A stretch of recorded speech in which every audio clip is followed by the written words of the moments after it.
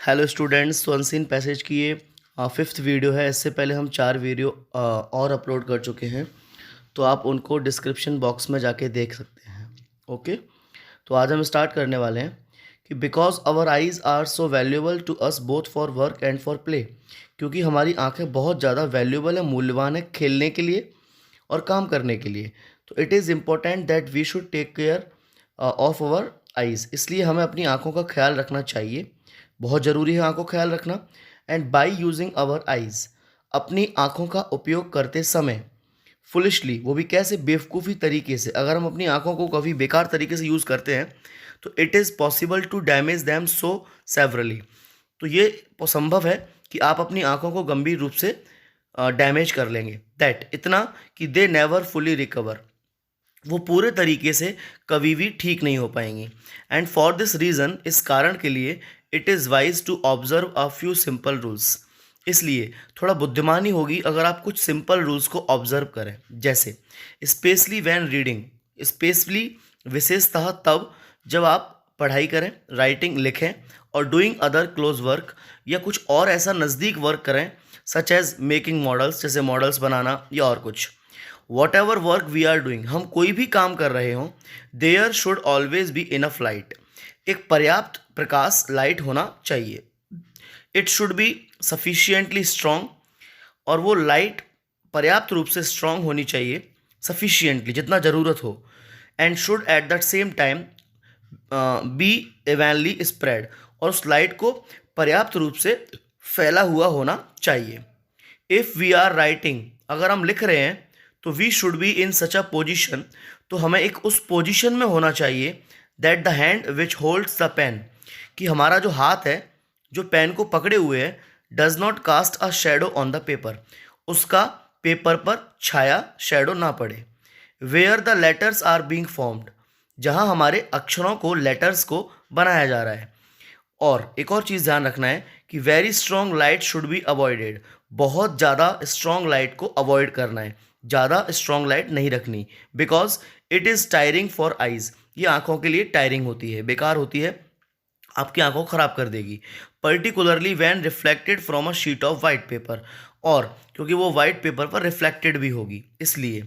And when reading और writing, और हम जब लिख रहे हों या पढ़ रहे हों, तो it is best to sit straight, तो ये ज़्यादा अच्छा होगा कि आप सीधा बैठें, बट क्वाइट कंफर्टेबली, लेकिन कंफर्टेबली बैठें।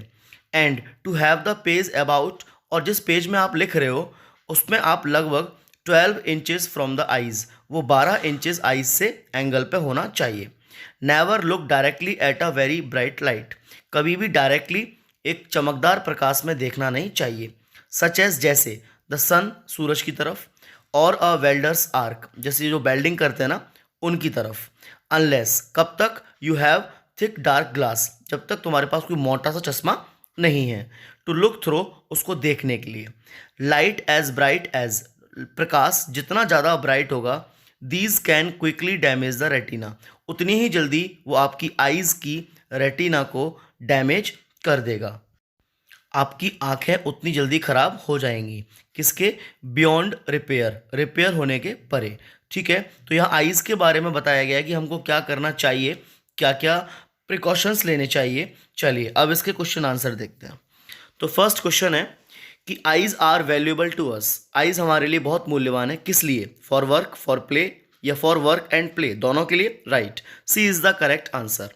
By using our eyes foolishly, it is possible, अगर हम आँखों को काफ़ी बेवकूफ़ी तरीके से यूज़ करते हैं तो ये संभव है कि हम प्रोटेक्ट दैम, उनको बचा लेंगे, नेगलेक्ट दैम, उनको नेगलेक्ट कर लेंगे, या डैमेज दैम सेवरली, गंभीर रूप से घायल कर लेंगे। Right, damage them severely, C is the correct answer. The word observe in the passage mean, इस पैसेज में एक ऑब्जर्व वर्ड आया है, गौर करना, गौर करना, ऑब्जर्व मीन्स निरीक्षण करना। तो यहाँ होगा ब्रेक, इग्नोर, सी, नहीं हो सकते, ब्रेक माने तोड़ना, इग्नोर माने नज़रअंदाज करना, सी माने देखना, क्या हो जाएगा, फॉलो। तो B is the correct answer. Four देखिए, whatever work we are doing, हम जो भी काम कर रहे हैं, देयर शुड बी इनफ, वहाँ होना चाहिए, इनफ, पर्याप्त, क्या चीज़, हवा, साउंड, आवाज, नॉइस, शोर, या लाइट, लाइट, राइट, है ना। तो light is the correct answer, यानी D is the correct answer. Very strong light should be avoided, बहुत ज़्यादा स्ट्रॉन्ग लाइट को अवॉइड करना चाहिए। सिंस, बिकॉज, क्योंकि, इट इज़, ये होती है, tiring for the eyes, right, है ना।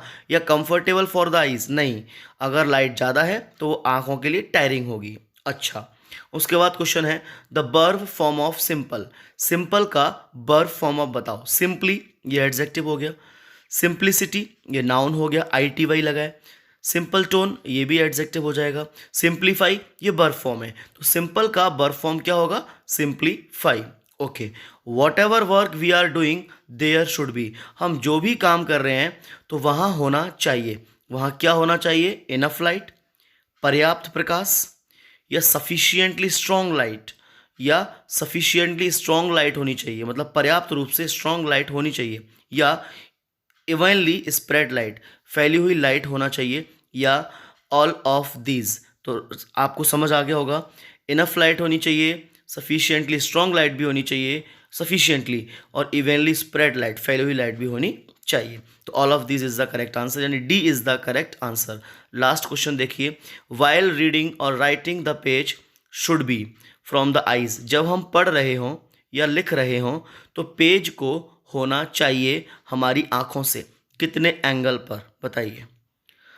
12 इंचेस, 20 इंचेस, या बाकी ऑप्शंस भी दिए हुए हैं, 2 इंचेस या 22 इंचेस। तो कौन सा आंसर करेक्ट है, 12 इंचेस, 12 इंचेस पर पेज को होना चाहिए। तो बच्चों, ये वीडियो आपके लिए बहुत बहुत ज़्यादा इम्पोर्टेंट है, और इस अनसीन पैसेज के, इस वाले अनसीन पैसेज के आने के बहुत ज़्यादा चांसेस हैं। तो प्लीज़ इस अनसीन पैसेज को ध्यान से देख लेना, है ना। धन्यवाद।